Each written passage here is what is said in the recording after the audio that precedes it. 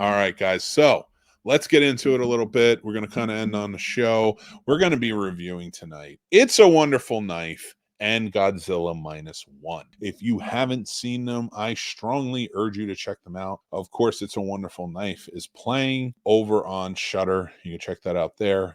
And then Godzilla Minus One just extended after a very good box office return. It just extended its stay in movie theaters, and I think it's expanded a little bit. So I definitely urge you. Yes, it is a foreign film. Yes, it is Japanese, but with subtitles. But it is. We'll get there.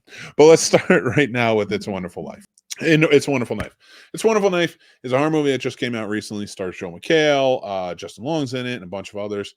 Some really cool recognizable faces, some new young faces as well. The story is as such on a serial killer called the Angel, who I might add before we get into it, is a very cool look. And I was really thinking about this.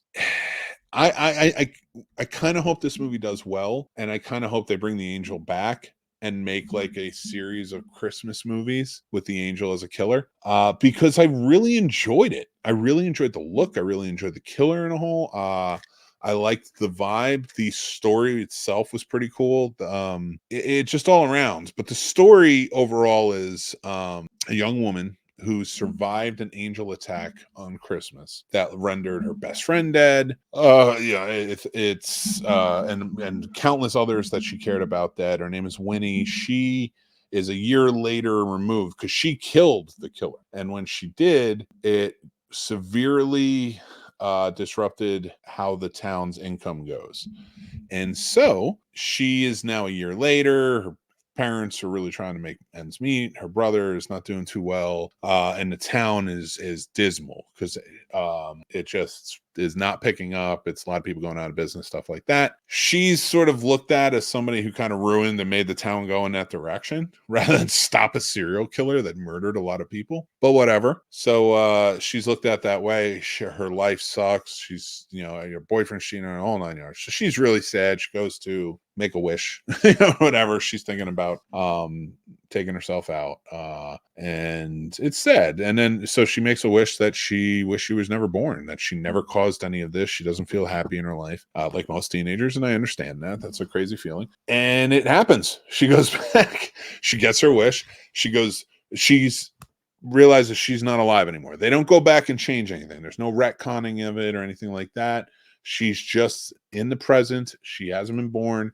Things change. The killer's back. Everything along the way. It's an interesting turn on the It's a Wonderful Life, kind of how they played it. But overall, it was an interesting movie. I really liked it. The third act has some issues, but it is a Christmas movie, and the way they ended, I was like, you kind of have to. It's a Wonderful Life, basically. So whatever. It was fun though, and it wasn't a bad ending. It was just a little too upbeat for my taste in a horror movie. So I gave it a middle of the road 3 mics. That's right. It's 3 mics. I think it's worth checking out. I would actually watch this movie again. It's a high 3 mics for me because 3 mics usually means it's cool. Go check it out. See what you think. This one is a little bit higher. I would probably watch it again because it had that fun element. I really did enjoy it. The cinematography was cool. The characters were cool. The premise was cool. The carry out of it all, waned a little at times.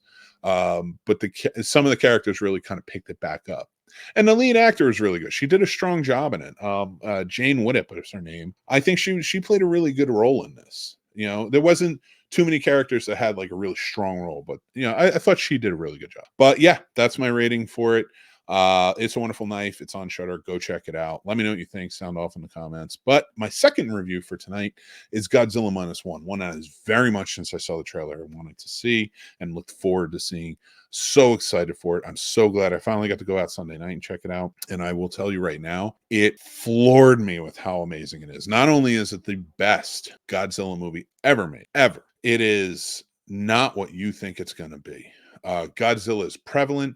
It goes back and listen, Godzilla has never shied away from societal topics that are going on. And that's an important thing to remember. That's an important distinction of Godzilla. A lot of people think, yeah, it's kaiju's fighting, and it is. That's an important element too. Or kaiju, or Godzilla tearing up Tokyo. Those things are real. They are important. There's elements of Godzilla that needed to exist and do exist in this movie, but they did make it look cool and it made it work. I think this Godzilla is probably my favorite looking Godzilla of all of them because they really do pay homage to the classic look, but also the look over in the Legendary Pictures, the American version of Godzilla going on right now with Kong. But they did so much more with it and updated it and made it look so much more badass.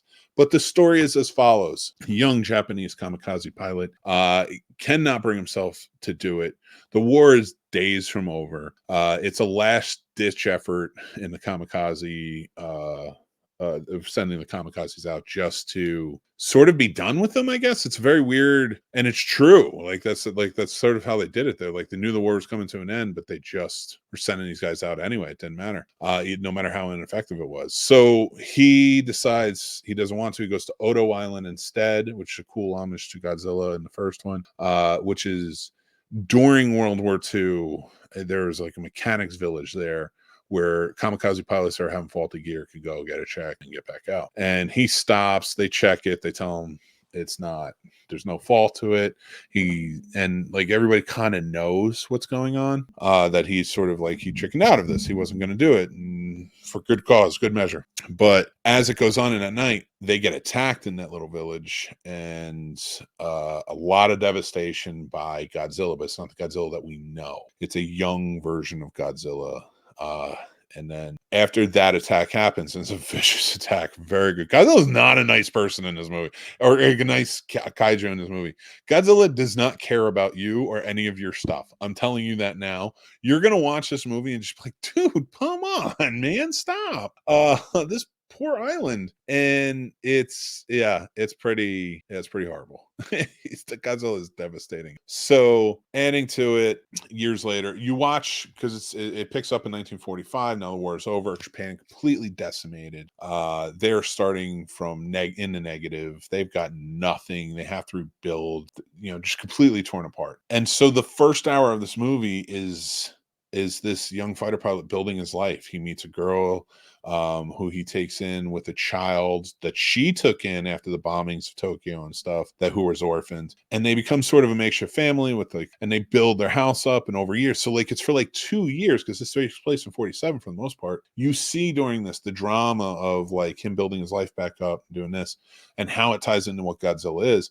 Godzilla finally shows up again. He does pop in, but shows up again. Now he's full form because of all the nuclear testing, and he's going to town. He's tearing things up, different cities and stuff. It's wild. It's vicious. It's darker Godzilla than we're used to. He's not there. He's not like peaceful Godzilla going in to save the day or anything. He's a dick. He's a dick. And makes total sense. I've never let me put it this way. I liked Oppenheimer, and I'll probably be doing a review on it. It wasn't a terrible movie. It was a little too long. They could have cut down at least an hour of it, but it was a good movie. What pissed me off about it was when I went and saw it, I was told that it has the biggest simulation of an explosion, of a practical explosion ever. And thinking about Nolan and who he is and what he's going to create for the screen, about a movie that is so mundane in most cases, about a lot of things, just this dude's life, creating something this devastating. And now what I'm pulling into this is, I watched that and it felt like a sputter. I was like, that's what we got? I was like, that's crazy. I mean, I've seen the real deal. I've seen other movies that do it. I was like, this is what we got? It just seems so uneventful in a lot of ways. And then you watch Godzilla -1 and it's like, oh yeah, this is worse than anything ever. Yeah. Godzilla uses his atomic breath. It's hard. It's a hard one. It's very awesome though. It's very cool how they did it. I really like the elements that they leave in, the cliche movements. They played the music. They did all of it. I love the drama aspect. There was a real heart and story to it. Shin Godzilla is very good too, but it's a difference, more satirical about the government and everything that happened with 2012 nuclear waste leak. So this one, to really come back to it and go back to the heart of what it was, that the nuclear testing was what caused Godzilla. It's set in the 40s, where the first Godzilla movie was 1954. it's just a wonderful piece, and that is why I gave it 5 out of 5. This is if I remember correctly, it's my second 5 out of 5 movie this year, and I'm having a hard time right now deciding which one's going to be on my top list, because in 3 weeks again we're going to be continuing on our guest list, which will be not our guest list, our gift guide, our geek gift guide. So you want to come back for part 2 next week with that, and we got another fun stuff planned for you on that too. The week after, I will be doing my end of the year lists before we get to the Christmas special. So it's going to be a lot of fun. So hopefully you can be a part of that. Check it out. See what my movies for the year were, see what my TV shows and all that other jazz. Guys, before we go, remember I always do a mixed movie pick. If you haven't seen it, go check it out. This is just a movie from a select year. Usually I have you guys choose the year in the Discord. Go join up on our Discord, and you can do that. And on our Snob Nation Facebook group, you can do that as well. So this year's from 1984. I kind of just went with it. And if you haven't seen it, go check out Dreamscape. It's a very cool movie. Young Dennis Quaid, where he kind of goes in and out of different dreams. He can walk through dreams and such. And there's this whole corporate conspiracy that comes along with it, and he has to try to save the day. It's very cool to see. It's very cool to be a part of, and I really do enjoy it. So if you haven't seen it, go check it out. Also on December 22nd, but it's live now, and you can go down to the link below, and the GoFundMe is live, and it all goes to All for Lunch. But we're doing another charity script reading of Casters for a Cause, charity script reading of National Lampoon's Christmas Vacation. Please join in, have a fun time with us. I do really okay, sorry, James. Well, I want to address this because James, I think, said that did I spoil it for you, James? I apologize if I spoiled it for you. I'm glad you really enjoyed it. I do. If I did, I don't think I spoiled it, but my apologies if I did. So I do. Hopefully you guys will still really enjoy it. But yeah, go check out Dreamscape for Mick's movie pick. Come check out on December 22nd our live script read of National Lampoon's Christmas Vacation. Hang out with us. We're going to have a really good time with it. We do a lot of fun games to it, add elements. We'll do accents. We'll throw we have a whole bunch of fun stuff planned. So really get into it. It all goes to All for Lunch, which is trying to eliminate school lunch debt in schools around the country. So it all goes to that. And I appreciate you guys being a part of it and joining in. I'm Mick Manhattan from the Scene Snobs. If you haven't seen their show before, I just want to say thank you for joining in, being a part of it. You guys are just truly wonderful and amazing, and I love you all for all the support that you give us. I know I kind of pitched a lot of stuff to you tonight, but thank you again so much for just being a part of it. So please go check out more shows. Make sure to hit like, follow, subscribe here on YouTube. Make sure to hit like and follow on whatever podcast platform you're watching on. That really helps us go a long way. I know it's a lot, and I do, and I'm not saying that to be a dick. I do know, because it is. You don't think about it. So to really think about it, but just remember you're making somebody's day when you do it, and do it for anybody you can. So thank you guys again. Remember to be kind. Remember to stay classy. Remember to take care of yourselves, because that's always very important. I love you all. Take care. Bye.